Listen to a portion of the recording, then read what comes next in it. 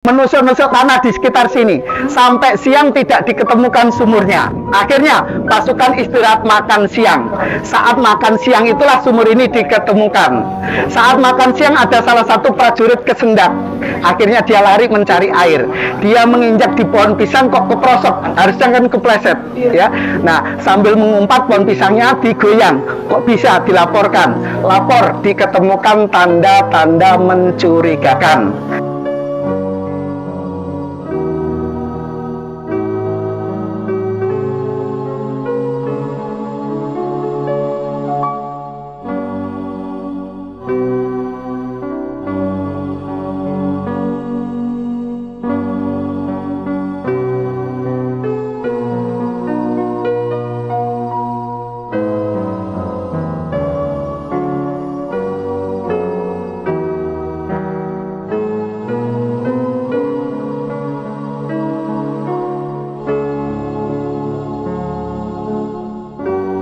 Milik keluarga Bambang Harjono, digunakan untuk keperluan sehari-hari keluarga Bambang Harjono. Dikatakan sumur tua karena kalau musim kemarau ya keluarga Bambang Harjono dulu mengambil, baru yang lain boleh mengambilnya ya. Dan sumur ini digunakan oleh orang-orang PKI sebagai tempat pembuangan jenazah, bukan mengubur ya. Kalau kita orang Islam mengubur itu ada 3 prosesi ya, memandikan, mengkafani, dan menyolatin. Kalau ini adalah diseksa langsung diseret dan dibuang ke sini. Jenazah siapa yang dimasukkan pertama? Kata yang mengangkat jenazah, pasukan Kipam KKO TNI Angkatan Laut yang dipimpin Kapten Winanto mengatakan, jenazah yang terakhir kami angkat kemungkinan besar dialah yang dimasukkan pertama.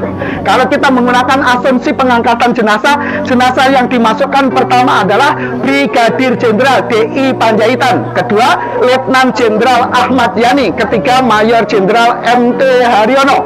3 jenderal itulah yang dibunuh langsung di rumahnya masing-masing. Setelah itu baru yang disiksa Mayor Jenderal S. Parman, Mayor Jenderal R. Suprapto, Brigadir Jenderal Sutoyo Seswomiharjo, dan terakhir Letnan 1 Pier Andreas Tendean. Langsung ditutup dengan daun-daun kering, potongan-potongan pohon pisang, peti mesiu, dan terakhir ditanamin pohon pisang. Kenapa menggunakan pohon pisang?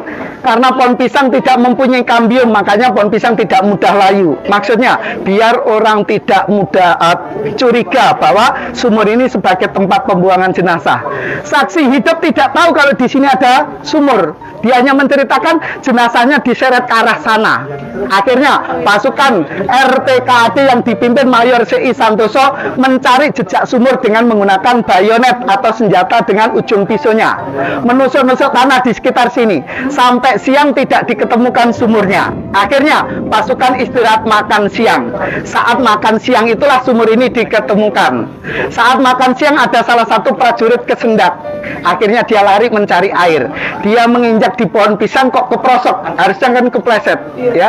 Nah, sambil mengumpat pohon pisangnya digoyang. Kok bisa dilaporkan? Lapor diketemukan tanda-tanda mencurigakan.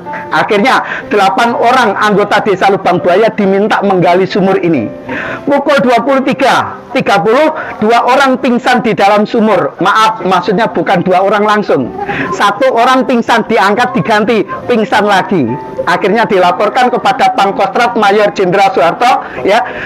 Beliau malah memberhentikan, takut kalau sumur ini mengeluarkan gas beracun. Akhirnya yang mengangkat jenazah pasukan Kipam KKO TNI Angkatan Laut. Kalau sekarang namanya pasukan Katak Marinir, itu bedanya. Kalau dulu KKO Kipam ya. Nah, selanjutnya setelah diangkat di sini, jenazahnya dibawa ke Rumah Sakit Gatot Subroto. Di sanalah pakaian yang melekat dalam jenazah digunting.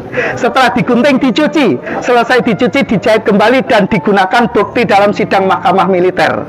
Selesai monumen dibangun baru dikembalikan ke monumen. Nanti kita lihat, itulah pakaian yang asli dan ya itu bukti nyata. Ya kalau kita ngelihat di YouTube Yayasan Nusantara yang mengatakan monumen Pancasila Sakti bukti yang masih ada yang perlu dihancurkan. Makanya kita jaga di sini, jangan sampai orang masuk ke sini menggunakan api atau ngerokok, itu tidak boleh.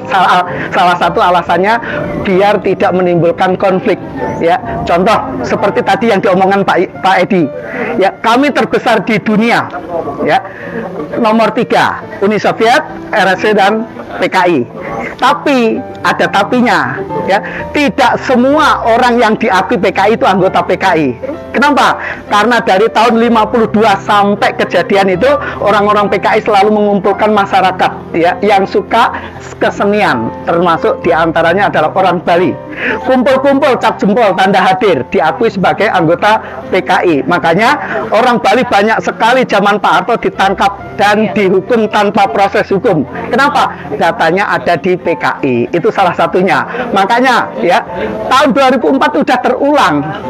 Kumpul-kumpul mau pemilihan, kumpulkan KTP, dapat minyak. Itu data itulah yang terulang sejarahnya, ya. Makanya Pak Prabowo dulu mau sampai manapun tetap kalah. Datanya sudah dikumpulkan duluan sebelum pencoblosan, ya. Ingat, PKI selalu menggunakan 3 politik dan sampai sekarang masih eksis. 1, desa mengepung kota. 2, politik belah bambu. Dan ketiganya adalah kabir-kabir, kapitalisme birokrasi. Kalau kamu nggak dukung saya, lepas dari jabatanmu. Tidak hanya pejabat, PNS bisa lepas baju. Nah, itulah salah satunya eksisnya. Sampai sekarang masih berjalan. Itu. Monggo kita lanjut. 1, 2, 3. Jatah biru, biru Pancasila. Itu. Sedangkan 7 sudah almarhum. Sedangkan yang mengangkat jenazah pasukan Pipan KKU TNI Angkatan Laut 7 sudah meninggal semuanya. Dulu Kapten Winanto pemimpinnya, beliau meninggal dunia, pangkatnya bintang 3. Ya, tapi yang mengangkat terakhir atau yang meninggal dunia terakhir itu tahun 2021, namanya Pak JF Kondo, itu ada di Banyuwangi, dan Pak Sukimin ada di Sidoarjo, ya. Itu peninggal terakhir, ya, Januari dan Maret meninggalnya, ya. Itu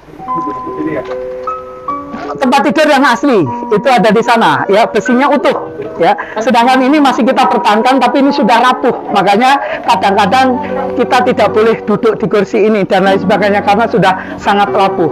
Ya, rumah ini adalah ada yang ada di sini masuk cagar budaya, tapi karena rumah ini tiap tahun kita bersihin, ya. Sedangkan cagar budaya kan tidak boleh direhab, makanya tulisan cagar budaya tidak pernah kita pasang. Ya, alasannya karena tiap tahun kita memperbaiki seperti ini, ya. Kalau ini di sini kalau tidak dibetulkan hancur, ya. Lantainya masih asli, tapi tidak semuanya lantai yang masih asli. Setiap yang pecah kita siram dengan semen. Itu makanya tembel-tembelannya berbeda-beda. Ya, kita lanjutkan menuju rumah ketiga.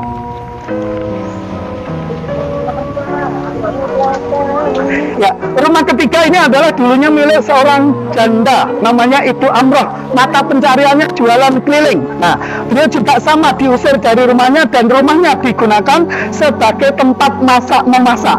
Rumah ini sudah tidak asli karena rumahnya sudah rapuh. Ya, kita sebagai pengelola takut kalau runtuh. Selalu dikunjungi para pelajar dan mahasiswa. Pengunjung di sini mulai dari TK sampai dengan PIM tingkat 2, ya, zaman dulu. Kalau sekarang nggak tahu namanya PIM 2 itu, ya. Nah, rumah ini tidak asli. Tiang-tiangnya sudah kita ganti dengan tiang beton. Yang asli tinggal meja, kursi, peralatan dapur dan tempat tidur. Ada marmer. Zaman dulu rumahnya nggak ada marmernya, tapi Presiden Soeharto kalau memperingati Hari Kesaktian Pancasila, beliau akan keliling. Nah, saat itu lumpur atau tanahnya berlumpur, makanya pecahan sisa pembangunan ditaruh di tengah-tengah sebagai jalan beliau mengontrol, ya. Jadi yang asli tinggal meja, kursi, peralatan dapur dan tempat tidur. Peralatan dapur bukan milik Ibu Amroh, tapi milik TNI. Sedangkan milik Ibu Amroh tinggal tunggu dan dandang karena beliau diusir. Ya, ini asli yang digunakan saat memasak. Kencing dan ininya. Itu untuk masak beras dan ini untuk sayurnya. Ya, lanjut kita menuju truk TN Artayasa. Kita menuju ke truk TN Artayasa, perusahaan negara pembuat uang, ya. Truk ini buatan Amerika Serikat, DOTS 500, buatan tahun 1960.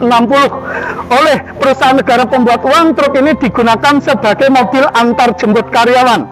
pukul 3 pagi tanggal 1 Oktober 1965 ya, sampai di Jalan Iskandar Shah. Truk ini dirampas oleh orang-orang PKI, digunakan untuk memindahkan jenazah Pak DI Panjaitan dari Jakarta Selatan menuju Desa Lubang Buaya ya. Truk ini tidak asli karena truk aslinya tidak pernah diketemukan seri mesinnya ya. Nah, akhirnya kita mencari mobil yang sama, truknya sama, buatan sama, semuanya sama. Cuman yang tidak asli karena seri mesinnya tadi tidak diketemukan ya. Jadi mobil ini bukan replika tapi mobil pengganti ya. Replika itu dibuat ulang, kalau ini bukan dibuat, sudah terbuat dari dulunya ya, itu aja bedanya. Lanjut kita menuju ke Museum Pengkhianatan PKI.